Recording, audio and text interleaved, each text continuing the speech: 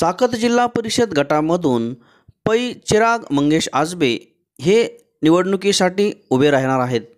याच अनुषंगाने मंगेशदादा आजबे व पै चिराग आजबे हे गावभेटी दौरा यांनी सुरू केला आहे। याच अनुषंगाने जामखेड तालुक्यातील जिल्हा परिषद गटातील पाडळी या ठिकाणी देखील त्यांनी गावभेटी दौरा केला। यावेळी त्यांच्या या दौऱ्याला ग्रामस्थांनी उत्स्फूर्त प्रतिसाद दिला। पै चिराग आजबे यांच्या पाठीशी आम्ही खंबीरपणे उभा राहू व त्यांना साथ देऊ असे आश्वासन यावेळी ग्रामस्थांनी दिले। सर्व आपण शेतकरी बांधव आज वेळ काढून आला, तसेच सर्व मित्रबंधू आपण सर्वजण या ठिकाणी आला। नमस्कार, मी चिराग मंगेश आजबे आज तुमच्या समोर तुमच्यातलाच एक शेतकऱ्याचा मुलगा म्हणून तुमच्या समोर उभा आहे। आज मी राष्ट्रवादी शरदचंद्र पवार गटाकडून माननीय रोहितदादा पवार यांच्या पक्षाकडून आज इच्छुक उमेदवार म्हणून चाकत जिल्हा परिषद गटातून निवडणूक लढवण्याकरिता आज इच्छुक आहे। तरी येणाऱ्या काळात तुम्ही माझ्या सोबत असेच आपण सर्व जसे आज जमलात आणि एक मला एक विश्वास दाखवून दिला की तुम्ही आज सर्व जनता आज माझ्यासोबत आणि माझ्या वडिलांसोबत आज उभा आहे। मित्रांनो, माझ्या घरी कसली मला कसली राजकीय वारसा नाहीये। मी तुमच्यातच एक शेतकरी पुत्र म्हणून आज तुमच्या समोर उभा आहे। दादांना गरिबीची जाण आहे, त्याच्यामुळं आपल्या तालुक्यातील प्रत्येक गरीब शेतकऱ्याचं काम कुठं अडचण नाही पाहिजे या अनुषंगाने दादा पारायणाने काम करत असतात। दादांचा जो परिचय आहे ही वेगळं सांगायची गरज नाही, कारण आता हा जवळपास 9-10 गावात प्रचार दौरा झाला। प्रत्येक ठिकाणी असा प्रचंड प्रतिसाद असा मिळतोय। त्याचं कारण असं आहे की दादांचं प्रत्येक गावामध्ये तालुक्यातल्या अनेक गावामध्ये दादांचं थोडंफार काही कमायला मग काम आहे। परंतु हे काम करत असताना याला कुठंतरी शासनाची जोड लागते आणि शासनाची जोड असावी म्हणून कुठेतरी पद हवं असतं। या पदाच्या निमित्तानं आपल्याला तालुक्यातील आणखी भरीव कामं करता येतील असा दादांचा मानस आहे। परंतु चाकत जिल्हा परिषद गट गाव भेटी दरम्यान आज आपल्या पाडळी गावामध्ये गाव भेटीचं सर्व शेतकरी बंधूंनी सर्व ग्रामस्थांनी एक चांगलं नियोजन करून गाव भेटीसाठी आम्ही इथं आलो आहोत। पाडळी गाव तालुक्यात खऱ्या अर्थानं जर पाहिलं तर पहिल्यापासून पवार साहेबांच्या विचारावर चालणारं गाव आहे। त्यांना कोणीही उमेदवार असतो काही घेत नाही, पवार साहेब आहे का तर आम्ही मागे, म्हणजे तालुक्यात माझ्या अंदाजे 1 नंबर गाव असत। खऱ्या अर्थानं जर पाहिलं मी राजकारणामध्ये येण्यासाठी कधीही काम केलेलं नाही, कारण मी जवळजवळ 10 वर्ष झालं काम करतोय, 10च्या पुढेच असेल। पण आपल्याला सर्व शेतकरी बांधवाला कुठेतरी आधार मिळावा आणि जे आंदोलन झाले आतापर्यंत ते सगळे तुमच्या सहकार्याने झाले।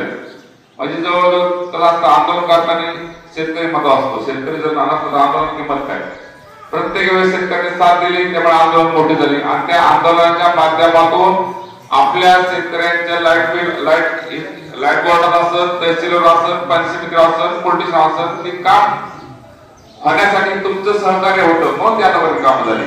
पण ह्या काम करता असताना लोकशाहीचा सुद्धा आधार लागतो।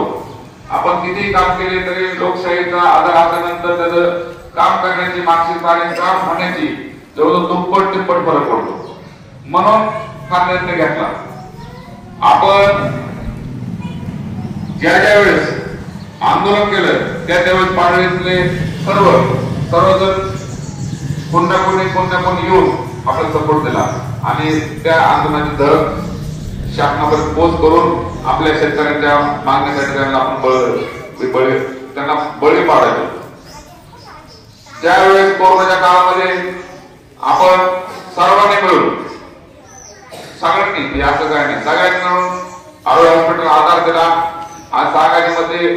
आणि आरोग्य हॉस्पिटल जायचं कारण तुमच्या गावातले 2 जण दुसरा कुठे स्वप्नातून ना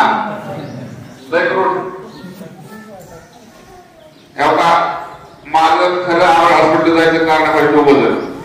ज्या वेळेस कोरोनाचा काळ चालू होता तर त्यांच्या घरासमोर साईडने असे काढल्या त्या टायमाला म्हणलं आपण जर आपल्या गाडीतून ती माझी गाडी पुढे बसवतो त्यांचा बाण बिस्ताना घेऊन मी यांच्या घरी सोडावं पण मला भीती वाटत नव्हती कोरोनाची का पण कोरोना आजारापेक्षा भीती लोक लय गेली म्हणून मला ह्या गावाची भीती दूर करण्यासाठी हे दोघाला घेऊन आलो तुम्ही गाडीत टाकून त्या गावात गेल्यानंतर ते हॉस्पिटल गेल्यानंतर त्यांनी सांगितलं दादा आम्हाला अडचण आहे मला स्वभाव आहे अडचण असं की खिशातले 5,000 काढले दिले पण मी झोपेत विचार केला नेमकं अडचण काय आपण विचारलं नाही पण काय केलं एक आपलं पहिला मग त्या दुसऱ्याची आम्ही जाऊन रवींद्र दारोळे गाडी घेतली आणि त्या गाडीमध्ये त्यांनी सांगितलं आम्हाला सध्याच्या काळामध्ये 10 रुपयाची सुद्धा देणगी तो सुद्धा सगळ्यात मोठा आहे खऱ्या अर्थाने तुम्हाला वाईट वाटलं त्यांना का ते म्हणले सध्या शासनाची देणगी नाही म्हणलं तुम्ही शासन देणगी नाही म्हणलं तर पण बाहेर ते सगळीच आहे शासन देते त्यांना म्हणलं मग तुम्हाला आता काय पाहिजे ते म्हणजे सध्याच्या काळात इथं पेशंटला किराणा पाहिजे म्हणले किती दिवस पाहिजे म्हणले 15 दिवस काय अडचण नाही मला आपण 1500 किराणा देऊ पण तुम्हाला ते माध्यमासमोर मांडावं लागलं म्हणलं त्याचे निधी उपलब्ध होणार नाही तुम्ही जर माध्यमासमोर नाही मांडलं तर निधी अजिबात उपलब्ध होणार नाही मग ते निधी उपलब्ध करण्यासाठी त्यांनी माध्यमासमोर मांडल्यानंतर सगळ्या तालुक्यातून ओघ सुरू झाला आणि ही गोष्ट हळूहळू आपल्या आमदारांच्या कामात गेली अरे खरंच आपण अडचण होते मग त्यांनी त्या टायमाला काही न विचार करता त्यांच्या तालुक्यातील सर्व शेतकऱ्यांसाठी त्यांनी कोविड सेंटरला भरपूर मदत दिली या समिती सार्वत्रिक निवडणूक 2025-26 या निमित्ताने आज आपल्या गावामध्ये आमचे मार्गदर्शक मित्र मार्गदर्शक आदरणीय मंगेशदादा आजबे आणि त्यांचे चिरंजीव चिराग मंगेशदादा आजबे हे आपल्याला आज जिल्हा परिषदेच्या उमेदवार म्हणून भेटण्यासाठी गाव भेटी निमित्त आलेले आहेत तरी मी प्रथमतः पाडळी गावच्या वतीने आदरणीय दादा आणि त्यांच्या बरोबर आलेले सर्व सहकारी यांचं मनापासून स्वागत करतो खरं पाहिलं तर दादा आणि आम्ही गेली 10 वर्षापासून सोबत आहोत आपल्या गावाचा आणि दादांचा खूप मोठ्या प्रमाणामध्ये संपर्क आहे आणि दादांनी प्रत्येक क्षेत्रामध्ये आज शेतकरी असो दवाखान्याचा असो किंवा अगदी कुठल्याही क्षेत्रातली कामं असो दादांनी अगदी शेतकऱ्यांचा विश्वास त्याच्यामध्ये जिंकलेला आहे खरं पाहिलं तर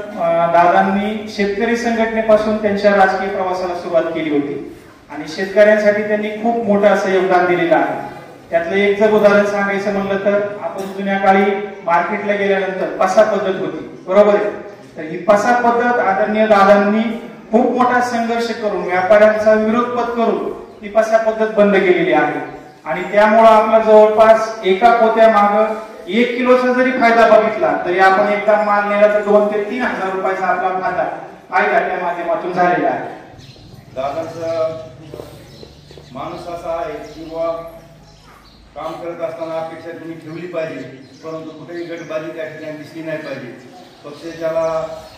संधी देईल त्यांनी कसं काम करायचं कुठल्याही प्रकारची नाराजी त्या ठिकाणी राहणार नाही अशा प्रकारचं चित्र पक्षामध्ये दिसलं पाहिजे आपल्या या पक्षातर्फे मी सुद्धा जिल्हा परिषद साखर गटातून उमेदवारीसाठी इच्छुक म्हणून या ठिकाणी आपल्याला सांगू इच्छितो आणि मी इच्छुक जरी असलो तरी उद्या दादाच्या यांना सुद्धा जर तिकीट मिळालं तर त्यांचं मी काम करेल कुठल्या प्रकारची या ठिकाणी नाराजी त्या ठिकाणी राहणार नाही अशी मी या ठिकाणी ग्वाही देतो आपल्या सर्वांच्या प्रश्नामध्ये सातत्याने लक्ष घालणार आहे आपले मंगेशदादा आजबे पाटील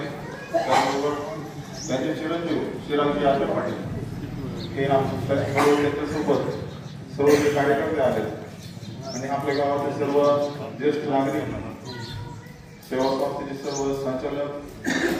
ग्रामपंचायत सर्व ग्रामपंचायत सर्व सदस्य सरपंच त्या ठिकाणी आपण सर्व उपस्थित झालो मित्रांनो आपल्याला दादांचा आणि आपल्या गावचा काही लाभच संबंध आपल्या शिवसेनेचं गावचा आणि आपल्या सर्वांचे नातेसंबंध आणि दादांना शेतकऱ्याच्या पासून ते सर्व समस्येची जाण आहे आणि आपल्या गावातल्या ज्या काही समस्या आहेत ते त्यांना ज्ञात आहेत आणि दादांचं काही निवडणुकीसाठीच काम नसतं, ते सातत्याने निवडणूक असो नसो त्यांचं काम कंटिन्यू चालू असतं. म्हणजे आता आम्ही बघतोय गेले 5-10 वर्षापासून सातत्याने त्यांचं संपर्क कार्यालय आमच्यामध्ये आहे. कोणाच्याही समस्या असल्या तर ते स्वतः ते लक्ष घालून त्या ठिकाणी काम करतात आणि सर्वसामान्य माणसाच्या कामाला उपयोग येणारा माणूस आहे. आणि म्हणून आपण सर्वांनी या ठिकाणी राहायला पाहिजे. आता सुधीर दादांनी आपल्या सर्व सविस्तरपणे त्यांच्या कामाचा लाभ लेखा या ठिकाणी मांडलाय. त्यांनी सुद्धा त्यांनी लेखा लोकांचं त्यांनी पत्र तयार केले, ते आपल्याला समोर येणार असेल. त्यांचं जे काम आहे ते बऱ्यापैकी सर्व क्षेत्रामध्ये शेतकरी असो, सामान्य माणूस असो, वैद्यकीय क्षेत्रातला असो, कोणाच्या अडीअडचणी असो, पोलीस स्टेशनचं काम असो, अशा सर्व कामामध्ये धावून येणारा आणि आपल्या सर्वांसाठी लढणारा असा माणूस आहे. आणि म्हणून आपण त्याच्याबरोबर राहिले पाहिजे असं मला वाटतं.